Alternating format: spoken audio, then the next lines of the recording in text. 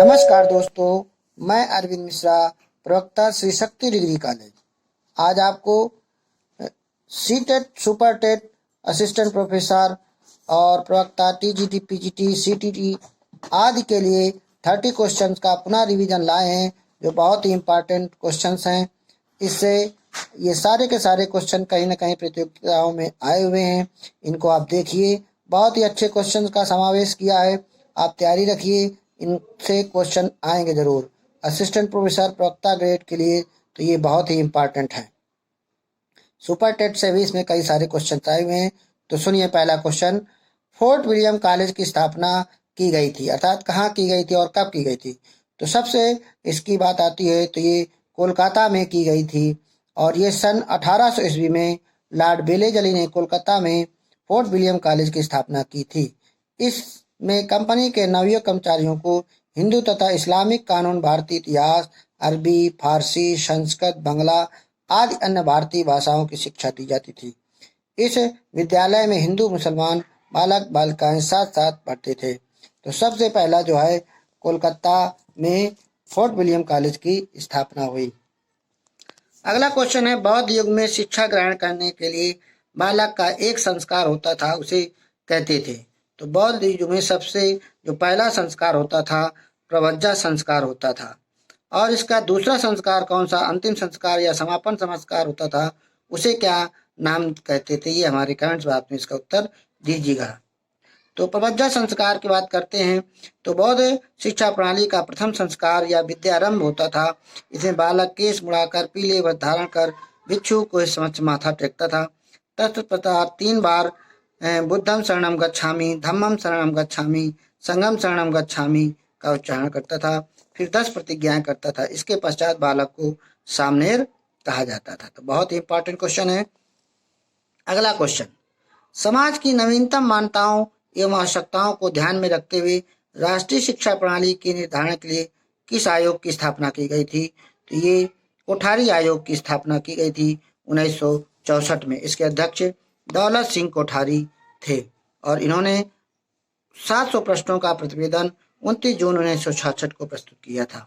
अगला क्वेश्चन, स्वतंत्र भारत के प्रथम शिक्षा मंत्री कौन थे। तो स्वतंत्र भारत के प्रथम शिक्षा मंत्री मौलाना अबुल कलाम आजाद थे और प्रथम प्रधानमंत्री जो है जवाहरलाल नेहरू और सरोजिनी नायडू उत्तर प्रदेश की पहली महिला राज्यपाल थी। अगला क्वेश्चन है, निर्माण प्राप्त करना किस शिक्षा का महत्वपूर्ण उद्देश्य था। तो ये बौद्ध शिक्षा का महत्वपूर्ण उद्देश्य था। अगला क्वेश्चन है, स्पीयरमैन ने बुद्धि के किस सिद्धांत का प्रतिपादन किया था। बौद्ध यहाँ पर अगला था, बुद्धि के किस सिद्धांत का प्रतिपादन किया था। तो स्पीयरमैन ने 2 खंड का सिद्धांत का प्रतिपादन किया था। द्विखंड और द्वितत्वीय सिद्धांत भी इसे कहते हैं। इसमें सामान्य योग्यता और स्पेसिफिक योग्यता की बात की गई थी। सामान्य योग्यता जो अर्जित जन्मजात होती है और विशिष्ट योग्यता जो वातावरण से अर्जित की जाती है। अगला क्वेश्चन, प्रतिभाशाली बालक की विशेषताएं होती हैं। तो प्रतिभाशाली बालक में की क्या मानसिक प्रक्रिया में तीव्रता होती है। अगला क्वेश्चन है, अभिक्रमित अध्ययन प्रोग्राम लर्निंग का जन्मदाता। तो प्रोग्राम लर्निंग का जन्मदाता स्किनर को कहा जाता है। देखिएगा, सन 1950 में बीएफ स्किनर ने सीखने पर अनेक प्रयोग किए और एक स्व शिक्षण सामग्री का निर्माण किया। इसी सामग्री को अभिक्रमित अध्ययन या अभिक्रमित अन्वेषण अथवा अभिक्रमित अधिगम का नाम दिया जाता है। अगला क्वेश्चन, भारतीय संविधान में जनसंख्या नियंत्रण पहले कहाँ रखा गया था। तो जो पहले जब था तो राज्य और केंद्र दोनों सूचियों में था। अगला क्वेश्चन है, दूरस्थ शिक्षा कैसी शिक्षा है। तो दूरस्थ शिक्षा समय और स्थान की सीमाओं से मुक्त शिक्षा है। अगला क्वेश्चन, निरौपचारिक शिक्षा का उद्देश्य क्या नहीं है। तो निरौपचारिक शिक्षा का उद्देश्य आर्थिक संचय या लाभ नहीं है। अगला क्वेश्चन है, निरौपचारिक शिक्षा का साधन कौन सा नहीं है। तो निरौपचारिक शिक्षा का साधन जो है कक्षा नहीं है, कक्षा औपचारिक शिक्षा का साधन है। अगला क्वेश्चन, निम्नलिखित में कौन सी विधि प्रक्षेपण विधि के अंतर्गत आती है। तो आप जानते हैं टीटी, साक्षात्कार, ये आपके जो है आते हैं। तो इसमें जो है कथाबोध जो है प्रसंग जो है प्रक्षेपण विधि के अंतर्गत ही, मूल्यांकन साक्षात्कार आपके प्रक्षेपण विधि के अंतर्गत नहीं आती। अगला क्वेश्चन आता है, किसी वर्ग का मान जिसकी आवृत्ति सबसे अधिक होती है उसे क्या कहते हैं? जो बार बार आवृत्ति करे तो उसे बहुलक कहते हैं। अगला क्वेश्चन, मध्यमान में सिग्मा एफएक्स का क्या अर्थ होता है? तो मध्यमान में सिग्मा एफएक्स का अर्थ जो है आपका मध्यमान होता है। अगला क्वेश्चन, थॉर्नडाइक ने क्या प्रतिपादित किया था? तो थॉर्नडाइक ने सीखने के सिद्धांत प्रतिपादित किए थे, जिसमें आपको प्रयास एवं त्रुटि का सिद्धांत भी कहते हैं। अगला क्वेश्चन, विद्यालय के संचालन के लिए क्या आवश्यक है? तो विद्यालय संचालन के लिए विद्यालय संगठन, विद्यालय प्रबंधन और विद्यालय प्रशासन तीनों आवश्यक हैं। अगला क्वेश्चन है, पाठ्यक्रम के विभिन्नीकरण के विचार सर्वप्रथम किसने प्रतिपादित किया था? तो ये आपको विभिन्नीकरण के विचार सर्वप्रथम वुड के घोषणा पत्र में प्रकाशित किया गया था। जो वुड का घोषणा पत्र जो था 1854 में प्रस्तुत किया गया था। अगला क्वेश्चन है, निजी विद्यालय के आय के स्रोत क्या होते हैं?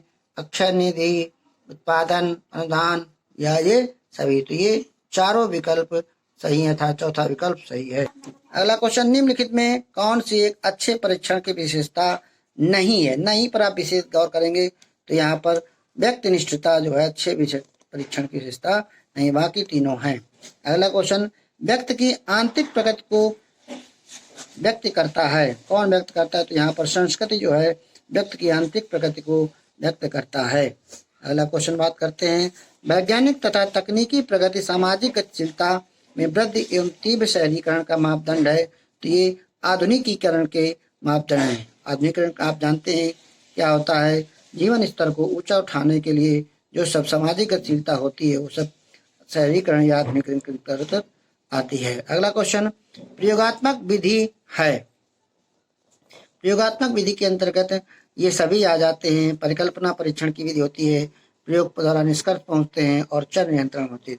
तो प्रयोगात्मक विधि में प्रयोगकर्ता वैसी परिस्थिति उत्पन्न करता है जैसे वह अध्ययन करना चाहता है। इसमें कुछ चरों में हेर फेर करता है, नियंत्रण करता है, तोड़ तोड़ करता है। तो ये प्रयोगों द्वारा निष्कर्ष तक पहुंचने की विधि है। अगला क्वेश्चन, निम्नलिखित में से कौन सा प्रत्यय पर्यावरण से प्रभावित होता है? तो पर्यावरण से बुद्धि भी प्रभावित होती है, शारीरिक वृद्धि भी होती है और स्वभाव भी होता है। तो अर्थात चौथा विकल्प सही है। अगला क्वेश्चन, बालक में कुंठा जन्म लेती है। कुंठा कब लेती है?